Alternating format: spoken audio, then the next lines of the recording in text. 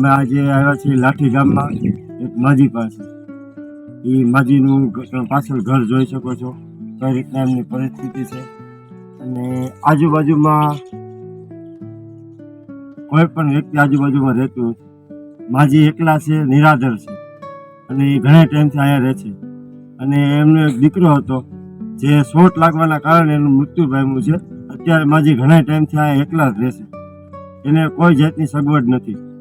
અને શ્રીનાથજી ફાઉન્ડેશન અમે એક એવી સેવા સંસ્થા ચાલુ કરી છે જેમાં ગરીબ માણસોને રાશન કીટ આપીએ છીએ આપણે. એટલે અત્યારે જો માજી પાસે આવ્યા છે. શું છે માજી તમારું નામ?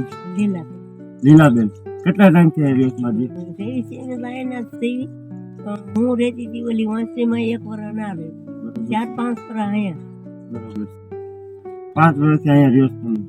2-3 વર્ષ. શું થયું દીકરાને તમારે? દીકરાને અહીંયા શોટ લાગ્યો, પણ એક બાઈ આવી હતી ને, એ બાઈએ બોલાવ્યો અને એ શોટ લગાડ્યો. એ કામે ગયેલો હતો, નાખી ફોન કરીને બોલાવ્યો અને એ અહીંયા જમવા આવ્યો. મારે જમવા આવ્યો તો કે હવે માં હું જાઉં છું એમ કરીને અહીંથી જો એને કામે ગયો નથી, એને બોલાવ્યો અને આ શોટ લગાવ્યો. કેટલો ટાઈમ થયો શોટ લાગ્યો? આપણે અષાઢી બીજની શોટ લાગ્યો.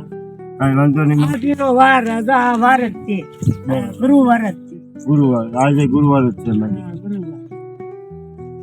કાંઈ વાંધો નહીં. જો અમે દાતા તરફથી તમને એક રાશન કીટ આપીશું.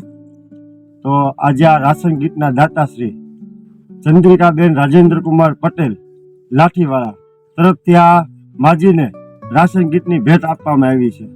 તો અમારા દાતાનો ખૂબ ખૂબ આભાર. માસી, અમારા દાતાને તમે આશીર્વાદ આપો સારા, અમને બધાને આશીર્વાદ આપો. આવું કામ અમે આગળ કરતા રહી બધાને. હા બાપા, આશીર્વાદ જ છે બાપા. જે આવા હોય માણસો એને ગરીબને દેતા હોય એની આશીર્વાદ તમારી. કાંઈ વાંધો નહીં. આ માજી તમારી રીતે બધું જોઈ લો, તમે તમારી જગ્યાએ મૂકી દો. અને બીજી કાંઈ જરૂર હશે કે અમારે જે દાતા તરીકે આવશે અમે તમે દર વખતે પહોંચાડી દઈશું. જો માજી આ અત્યારે આ રીતે ઘરમાં રહે છે. એમના દીકરાના ને એના ફોટા છે, એમના ઘરવાળા દીકરાના. દીકરો હમણાં થોડા ટાઈમ પહેલા શોટના કારણે મૃત્યુ પામ્યા છે. અને આ રીતે ઘરની પરિસ્થિતિ છે. માજી જો આ જાતે રસોઈ બધું બનાવે છે અને એકલા રહે છે માજી. અહીંયા કોઈ પણ જાતની સુવિધા બીજી છે નહીં, લાઇટ કે એવું કોઈ વસ્તુ છે નહીં.